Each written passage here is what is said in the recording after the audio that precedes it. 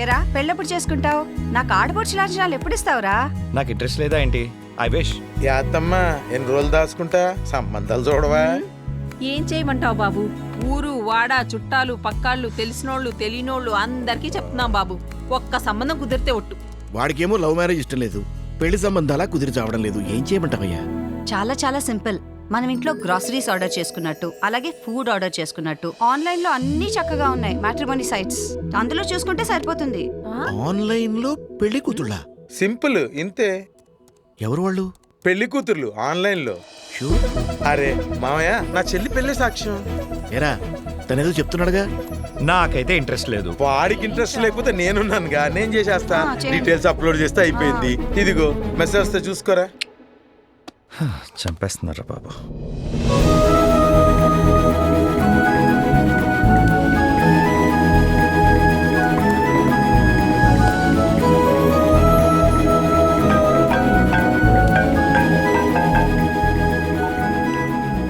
Hello. Hi అండి, మీ profile చూశాను, బాగుంది, చాలా అందంగా ఉన్నారు. నేను మీ ప్రొఫైల్ చూశాను, నాకు మీరు నచ్చారు.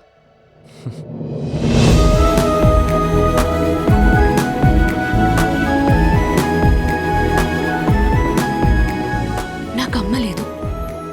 మీలాంటి ఫ్యామిలీలోకి రావడానికి చాలా అదృష్టంగా ఫీల్ అవుతున్నాను. మీ అమ్మని మా అమ్మలా చూసుకుంటాను.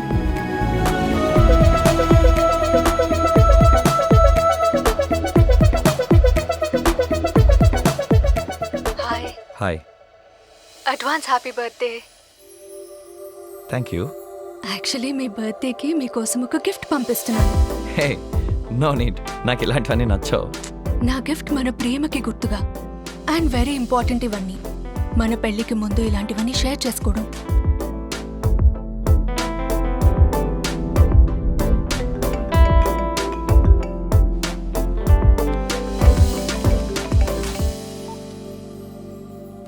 హలో. హాయ్ అండి, నేను కస్టమ్స్ ఆఫీస్ నుంచి కాల్ చేస్తున్నాను. అదే మీకు విదేశాల నుంచి ఒక విలువైన పార్సల్ వచ్చిందండి. ప్రియా అన్న అమ్మాయి పంపించారు. అవును sir, she's my fiancee. Oh nice nice sir. దానికోసం మీరు ఆర్బీఐ క్లియరెన్స్ తీసుకోవాలి. సో మీరు ఒక 6,000 పే చేయాల్సి ఉంటుంది సార్. ఎలా పే చేయమంటారండి? నేను క్యూఆర్ కోడ్ పంపిస్తాను, దానికి సెండ్ చేయండి sir. Okay sir. Okay okay, thank you sir.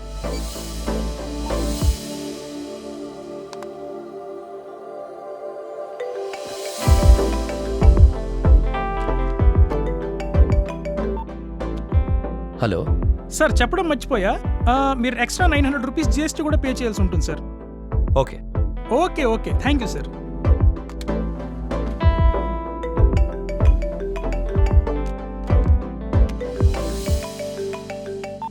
Hello. Hello brother, ఇప్పుడే నేను మీ పార్సెల్ని స్కాన్ చేశాను. అందులో ఇల్లీగల్ ఐటమ్స్ ఉన్నాయి. ఇలా ఇల్లీగల్ ఐటమ్స్ని సప్లై చేయడం నేరం. So as per our customs rule we're going to file a case on you. అదేంటి అలా ఎలా అవుతుంది? లేదండి, ఇలా ఇల్లీగల్ ఐటమ్స్ని ట్రాన్స్పోర్ట్ చేయడం తప్పు. దానికి మిమ్మల్ని అరెస్ట్ చేయక తప్పదు.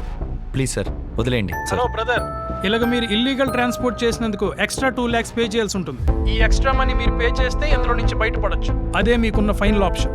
సార్ అలా కాదు సార్. లేదు అంటే మీ మీద ఎఫ్ఐఆర్ రిజిస్టర్ చేసి జైల్లో పెట్టాల్సి వస్తుంది. వద్దు సార్, నేను కడతాను. నేను కడతాను sir, please please please sir. Okay.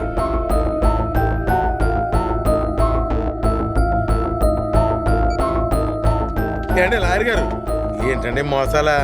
ఇదేం చూశారండి, మీ వాడిని అమ్మాయి మోసం చేసింది.